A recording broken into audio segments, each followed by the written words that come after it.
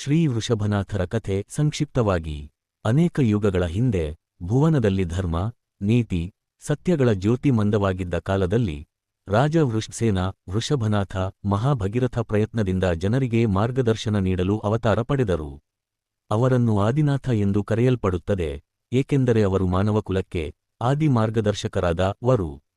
ರಾಜರಿಂದ ತಪಸ್ವಿಯಾಗಿ ವೃಷಸೇನರು ಗಂಭೀರ ಜ್ಞಾನಿಗಳು, ಪ್ರಜೆಪ್ರೇಮಿಗಳಾದ ರಾಜರು. ಜಗತ್ತಿನಲ್ಲಿ ಸಾಮಾನ್ಯ ಜೀವನ ವಿಧಾನವೇ ಇರದ ಕಾಲದಲ್ಲಿ ಜನರಿಗೆ ಕೃಷಿ, ಬರವಣಿಗೆ, ಸಂಗೀತ, ವ್ಯಾಪಾರ ಹಾಗೂ ಸಂಸ್ಕೃತಿಯ ನಿಷ್ಠೆಗಳನ್ನು ಮೊದಲ ಬಾರಿಗೆ ಬೋಧಿಸಿದವರು ಇವರೇ. ಆದ್ದರಿಂದ ಅವರನ್ನು ನರಕುಲದ ಪಿತಾಮಹ ಎಂದು ಕರೆಯುತ್ತಾರೆ. ಒಂದು ದಿನ ಅವರಿಗೆ ಮನಸ್ಸಿನಲ್ಲಿ ಆಧ್ಯಾತ್ಮಿಕ ಜಾಗೃತಿ ಮೂಡಿ ಲೋಕಕ್ಕೆ ಶಾಶ್ವತವಾದ ಸತ್ಯವನ್ನು ನೀಡಬೇಕೆಂಬ ಭಾವನೆ ಉಂಟಾಯಿತು. ಅವರು ರಾಜ್ಯವನ್ನೆಲ್ಲ ತಮ್ಮ ಪುತ್ರರಿಗೆ ಹಸ್ತಾಂತರಿಸಿ ತಪಸ್ಸಿನ ಮಾರ್ಗಕ್ಕೆ ಹೊರಟರು. ತಪಸ್ಸು ಮತ್ತು ಕೇವಲ ಜ್ಞಾನ. ಅರಣ್ಯಗಳಲ್ಲಿ ದೀರ್ಘಕಾಲ ತಪಸ್ಸು ಮಾಡಿದ ವೃಷಭನಾಥರು ಅಚಂಚಲ ಧ್ಯಾನದಿಂದ ಪರಮಸತ್ಯವನ್ನು ಅರಿತು ಕೇವಲ ಜ್ಞಾನವನ್ನು ಪಡೆದರು.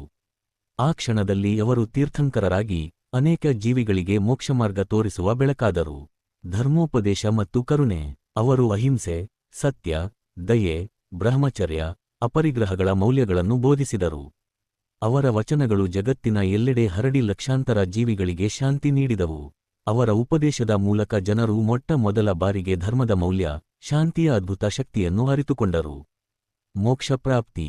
ಅಂತಿಮವಾಗಿ ವೃಷಭನಾಥರು ಗಹನ ತಪಸ್ಸಿನ ಬಳಿಕ ಅಷ್ಟಾಪದ ಪರ್ವತದಲ್ಲಿ ಮೋಕ್ಷವನ್ನು ಹೊಂದಿದರು.